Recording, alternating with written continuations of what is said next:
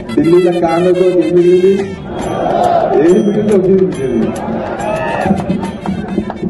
ఢిల్లీలో కాంగ్రెస్ లో మిగిలింది. ఢిల్లీలో ప్రజలు కాంగ్రెస్ వాళ్ళకి ఇచ్చింది ఏంటి? గాంధీ కొడు లాస్ట్ మీడియా గడపటి ముగుతుంది వాళ్ళకి. ఇక్కడ అధికారం వచ్చిన వెంటనే మేము నిరుద్యోగులందరూ కూడా 4,000 రూపాయలు నిరుద్యోగులు గుర్తిస్తారని ఇచ్చిండా? ఇంతవరకు ఎంత ఇవ్వాలంటే 14 నెలల వీళ్ళొచ్చి ఒక్కొక్కరికి 56,000 రూపాయలు ఇవ్వాలి. కానీ ఏమి ఇచ్చింది మనకు? గాంధీ కొట్టు ఇచ్చింది. 20 నెలల చదువుతున్నారు పిఆర్సీ ఇస్తారు ఇచ్చిందా? ఏమి ఇచ్చిండ్రు? 5 DL ఇస్తారు.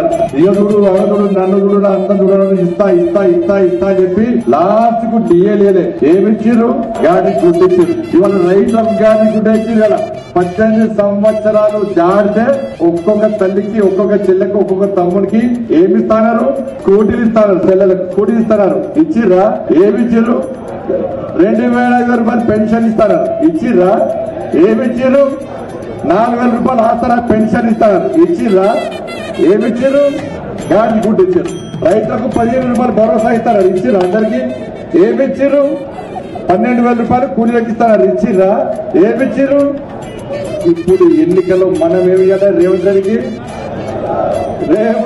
గిరగిర పోయి ఢిల్లీ పోయి చూడు తెలంగాణలో 4,000 రూపాయలు మేము నిరుద్యోగ గుర్తించడం మమ్మల్ని గెలిపిర్రి. ఇక్కడ యువకులకు ఢిల్లీలో 8,500 రూపాయలతో ఇవ్వండి మమ్మల్ని. ఈయన గాడే మీకు గీడికచ్చేది మిక్తారని చెప్పి మేము మా తెలంగాణలో ఇట్లా మోసం చేసి గాడి గుడ్డు చూపెట్టాడు.